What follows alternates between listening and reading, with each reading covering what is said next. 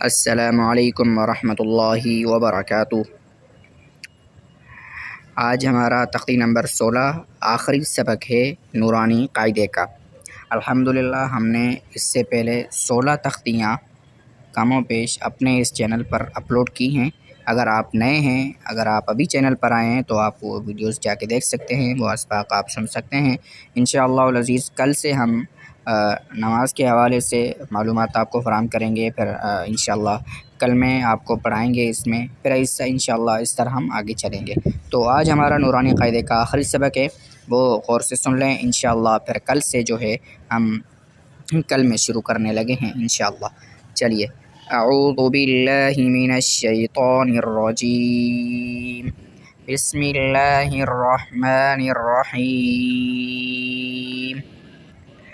دال یا زیر دی، نون پیش نو، دینو، کاف میم پیش کم، دینکم، واو زبر و، لام زیر لی، یا زبر یا، ولی، دال یا زیر دی، نون زیر نی، دینی، دینکم ولی دینی، دینکم ولی دینی۔ یہ آیت ہے سورۃ الکافرون کی، عامہ پارے کی صورت آخر میں آتی ہے، سورۃ الکافرون مکیہ، اس کی یہ لاسٹ میں آیت ہے، دینکم ولی دین۔ حمزہ نون زیر ان، نون زبر نا، ان، را با زبر رب، با زبر با، رب، حامیم پیش ہم، ان ربهم، با زیر بی، حامیم زیر ہم، ان ربهم، ان ربهم بهم۔ دوبارہ دیکھیں، ان ربهم بهم، تارا زبر تر، میم یا زیر میم، حامیم زیر ہم، ترمیہم، ترمیہم، با زیر بی، حا زیر حی، بحی، جیم الف زبر جا، بحجا، را زبر را، بحجارا، تا دو زیر تن، بحجارة، ترمیہم بحجارة۔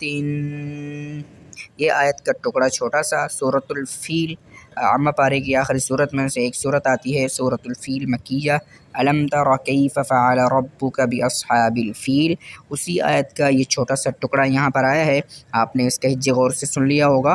دوبارہ دیکھیے، ترمیہم بحجارة، وقفا، ترمیہم بحجارة، لام زبر لا، حامیم پیش ہم، میم الف زبر ما، ہم، لہم، یا زبر یا، شین الف مد زبر شا،